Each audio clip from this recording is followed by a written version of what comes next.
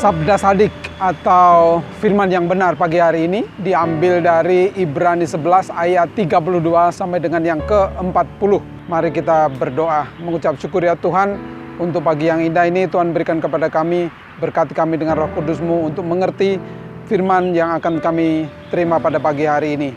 Terima kasih Yesus, amin. Judul besar dari pasal 11 ini adalah pahlawan-pahlawan iman. Tetapi pagi hari ini kita akan membahas bagaimana penderitaan itu membawa pada satu kemuliaan.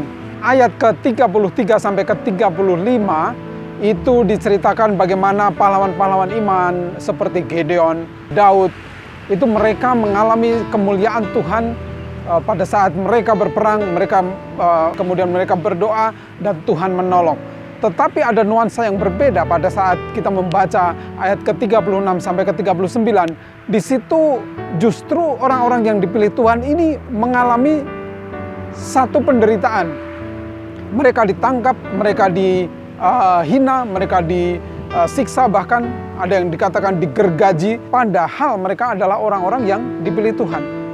Bagaimana hal ini bisa terjadi? Ya, sebagai orang pilihan Tuhan, banyak orang yang mengatakan bahwa kita harus hidup secara berbeda. Berbeda seperti apa?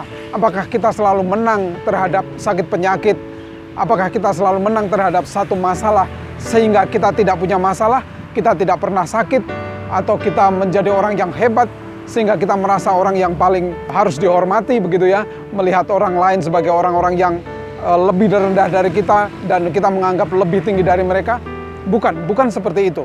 Bagaimana kita menanggapi masalah yang sedang menerpa kehidupan kita, itu yang membuat kita berbeda. Kita membayangkan bagaimana Gideon pada saat diminta Tuhan untuk berperang melawan orang-orang Midian. Lalu Gideon mengatakan, Tuhan, aku nggak bisa. Kenapa Tuhan pilih untuk menghadapi bangsa Midian yang begitu besar, tentaranya kuat? Coba kita membayangkan kalau hal itu terjadi, maka Gideon mungkin tidak akan tertulis di dalam Alkitab sebagai pahlawan iman. Coba kita membayangkan Daud pada saat diminta Tuhan untuk melawan Goliat, kemudian dia menang. Tapi akhirnya dia dikejar-kejar oleh rajanya sendiri untuk dibunuh.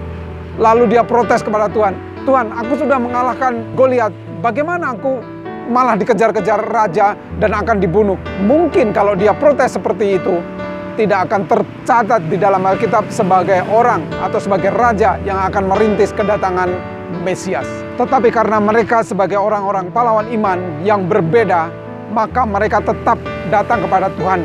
Dalam kesesakan, dalam segala masalah, mereka datang kepada Tuhan. Simson dalam kesesakannya, dia sudah buta, tidak punya kekuatan lagi, dia dipenjara. Tapi pada saat itu dia datang kepada Tuhan, sekali lagi minta tolong supaya Tuhan memberikan kekuatan.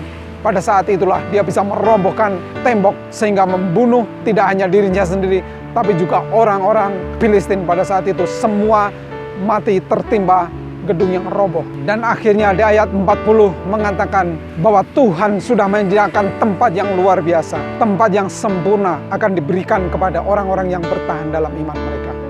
Nah, itulah yang membedakan kita.